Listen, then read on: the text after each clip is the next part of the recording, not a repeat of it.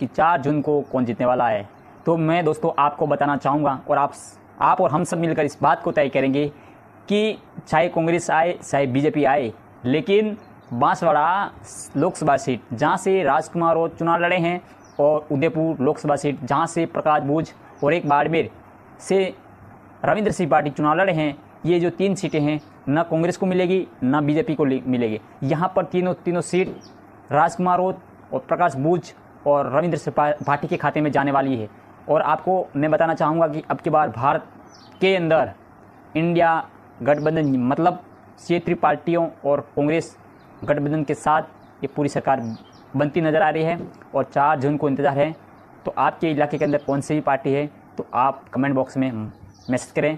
दोस्तों आपने वोट दिए, क्यों दिए और कारण क्या रहा, मतलब आपके शिक्षा, स्वास्थ्य, बेरोजगार युवाओं के भविष्य के लिए निर्माण के लिए जिस युवाओं को आपने आगे कर उनको वोट दिए हैं, जिस युवाओं को आपके भविष्य के लिए उस बात को लोकसभा और विधानसभा तक पहुंचा सके, ऐसे विधायक, एमएलए या सांसद को आपने वोट दिए हैं तो ज़रूर आपका एमएलए जीतेगा, आपका सांसद जीतेगा। तो जोहार सभी लोगों को, मेरे यूट्यूब चैनल पर बहुत कमेंट आ रहे हैं कि राजकुमार राउत क्यों जीतने वाले हैं। तो आप लोगों को मैं बताना चाहूँगा, क्योंकि लोगों का कमेंट था इसलिए मैं कह रहा हूँ कि राजकुमार राउत इसलिए जीतने वाले हैं कि राजकुमार राउत नहीं जीतने वाले। बांसवाड़ा लोकसभा सीट डूंगरपुर और बांसवाड़ा की जनता ने तय किया है कि अब की बार कौन जीतेगा, क्योंकि यहाँ के लोगों को मूलभूत सुविधाएं मतलब 70 सालों से यहाँ पे कांग्रेस और बीजेपी के जो नेता बन के गए, आदिवासियों को वोट बैंक का इस्तेमाल किया गया। वहाँ पर आदिवासियों शिक्षा, स्वास्थ्य, बेरोजगार पर लोगों ने ध्यान नहीं देने के कारण यहाँ पर दक्षिणी राजस्थान के अंदर एक नई पार्टी का उदय हुआ था, मतलब बीटीपी का उदय हुआ था और वहाँ पर से भी राजकुमार राउत जीते थे और 84 की जनता को भरपूर समर्थन दिया और जनता ने राजकुमार राउत को आगे बढ़ाया। और वहाँ पर जो 84 विधानसभा है वहाँ पर राजकुमार जी राउत ने उनकी पूरे यानी कि 84 की जनता की आवाज़ ही ने मतलब पूरे भील प्रदेश की आवाज़ विधानसभा में उठाई और धीरे धीरे राजकुमार राउत एक स्ट्रॉन्ग नेता बनते गए।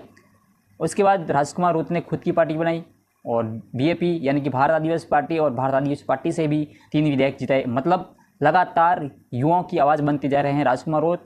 और अब लोकसभा सीट जो कि बांसवाड़ा से सांसद भी बन चुके हैं और वहाँ की जनता ने तय किया है कि अब ज़रूर हमारी आवाज़ लोकसभा भी जानी चाहिए। तो ऐसा ही अब वहाँ पर जो कि कांग्रेस और बीजेपी को मजबूर होना पड़ा और यहाँ पर लोकसभा सीट बांसवाड़ा से राजकुमार राउत को भारी यानी कि भारी समर्थन मिला है।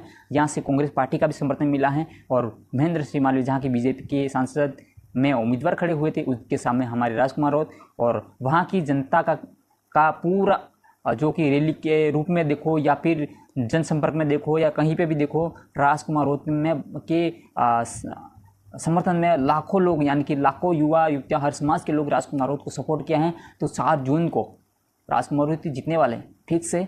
और आप कतई घबराए मत, यहाँ के सांसद राजकुमार राउत ही और इसलिए जीतने वाले हैं क्योंकि युवा हैं और युवाओं, बुजुर्गों और हर समाज के लिए आवाज़ उठा सकते हैं लोकसभा के अंदर और हर मांग को पूरा करेंगे राजकुमार जी राउत, क्योंकि उसने करके दिखा है। और एक बांसवाड़ा लोकसभा सीट जो कि डूंगरपुर जनता और बांसवाड़ा जनता के लिए एक आइकॉन माने जाएंगे और इस युवा को जनता ने चुना है तो ज़रूर खरे उतरेंगे। तो इसलिए यहाँ की जनता ने उन्हें मत देकर उसे लोकसभा चुनाव के लिए उसके मैदान में उतारा गया है। तो बस 4 जून को इंतज़ार रहे कि कौन जीतने वाला है। जोहार, जय आदिवासी, जय भील प्रदेश।